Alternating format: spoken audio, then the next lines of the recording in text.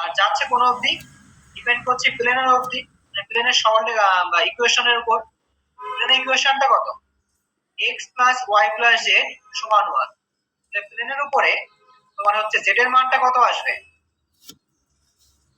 1 minus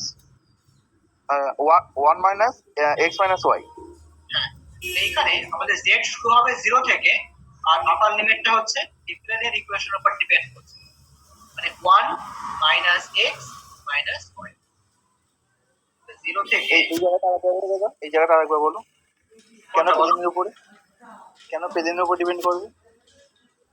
হ্যাঁ, তুমি তো এক্স অক্ষ বরাবর চলে গেছো, ওয়াই অক্ষ বরাবর চলে গেছো, এবার তুমি কি উল্লম্ব বরাবর যাবে? তো এক্স অক্ষ বরাবর লিমিট দিয়ে নিয়েছি, ওয়াই অক্ষ বরাবর নিয়ে নিই, তখন এখন আমি এক্স প্লেনের উপরে আছি, এখান থেকে কি করবো? এই প্লেনটাকে উপর দিকে নিয়ে যাব জেড অক্ষ বরাবর। এই এক্স ওয়াই প্লেনের উপরে জেড এর মানটা কত? 0। এইখান থেকে শুরু করে যাচ্ছি আমি, সরি চারটায় সরে গেছে। হ্যাঁ, কি বললাম দেখো, এই যে এক্স ওয়াই প্লেন, তার উপরে জেড এর মানটা 0, জেড 0 থেকে শুরু হবে, আর জেড এখান থেকে শুরু হয়ে এই উল্লম্ব বরাবর ভ্যারি করবে। এই যে প্লেন, এই উল্লম্ব যে প্লেনটা এখানে আছে, এই প্লেনের ইকুয়েশনটা কত? x plus y plus z সমান 1। লেখা জেড এর মান ডিপেন্ড করছে এই প্লেনের উপরে, তো জেড সমান কত আসবে প্লেনের ইকুয়েশন থেকে? 1 মাইনাস এক্স মাইনাস ওয়াই।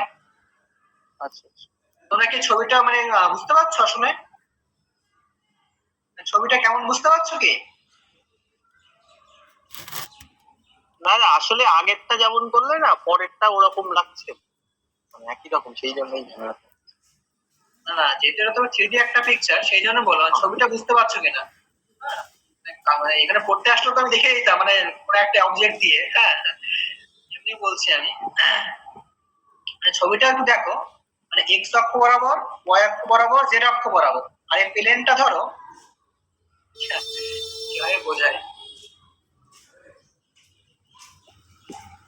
মানে এই যে প্লেনটা, হ্যাঁ এই যে এটা, এই দেখো চারটে তল, তো চারটে তল কি কি খেয়াল করো, এ একটা তল, এ একটা তল, এ একটা তল, আর যে উপর যে সারফেস এ একটা তল, এই চারটে ত্রিভুজ। কিন্তু ত্রিভুজ চারটি কোনটা কোনটা বুঝতে পেরেছো?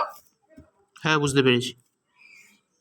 হ্যাঁ দাদা, আচ্ছা, এখানে তো পয়েন্ট আউট করা আছে, তোমাদের মানে কোন চারটি ত্রিভুজের কথা বলা হচ্ছে তাহলে বুঝতে পারবে। ZAB, এখানে ZAB, AOC, OAZ, আস্তে আস্তে এক এক করে বলো। OZ না, C পয়েন্ট দেওয়া রয়েছে। হ্যাঁ, CAB, CAB, হ্যাঁ মানে উপরের সারফেসটা বলছে একেবারে।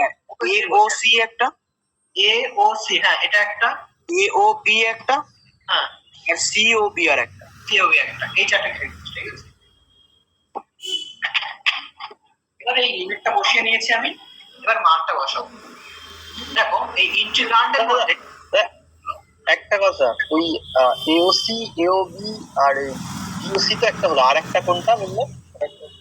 এই যে দেখো তিনটে অক্ষ বরাবর তিনটে ত্রিভুজ, এক্স অক্ষ বরাবর ও এ বি, এই একটা ত্রিভুজ ও এ বি, বুঝতে পারলে? হ্যাঁ হ্যাঁ হ্যাঁ, আরেকটা ত্রিভুজ কোনটা? বি ও সি, এই একটা ত্রিভুজ। আর একটা কোনটা? সি এ ও, এই একটা ত্রিভুজ। আর একটা হচ্ছে এ বি সি, এই একটা ত্রিভুজ। মানে এই যে এ বি সি ত্রিভুজ, মানে এই যে প্লেন, তার উপরে জেড এর মানটা কত? 1 মাইনাস এক্স মাইনাস ওয়াই। এবার বুঝতে পারবে ওই যে এবিসি, কিন্তু ওইখানে মানে তুই জেডেরটা তো সেই আবার এই লাইনটা থেকেই নিলে, মানে এক্স অক্ষের আরেকবার কি বলছো? ওয়াই অক্ষের, মানে জেডের যে লাইন, জেডের তো যেখানে 0 থেকে বললে যে 1 মাইনাস এক্স, মানে ওইটা হবে, তো ওইটা তো বাট, হ্যাঁ ওইটা মানে মানে আমি বলতে চাচ্ছি যে আগেরটা যেমন নিলে যে এক্স অক্ষের উপর থেকে যেমন ওয়াই অক্ষের উপরে, মানে 0 থেকে 1 মাইনাস এক্স, আর এখানে এক্স অক্ষ, এটা হচ্ছে এক্স ওয়াই প্লেন থেকে, এক্স ওয়াই প্লেন থেকে উপর দিকে যাচ্ছে আমি, এক্স ওয়াই প্লেনের উপর জেড এর সমীকরণ তো 0, ওই জন্য জেড সমান শুরু হয়ে 0 থেকে শুরু হয়ে এই অবধি গেছে, ঠিক আছে। এবার দেখো ইন্টিগ্রান্ডের উপরে শুধুমাত্র এক্স এর এক্সপ্লিসিট ফাংশন নেই, এখানে শুধুমাত্র আমি dx রেখে দেবো, শুধুমাত্র y এর কোনো ফাংশন নেই, এখানে ডিওয়াই থাকবে, আর শেষে আমি ডিজেড লিখবো তার সঙ্গে ইন্টিগ্রান্ড।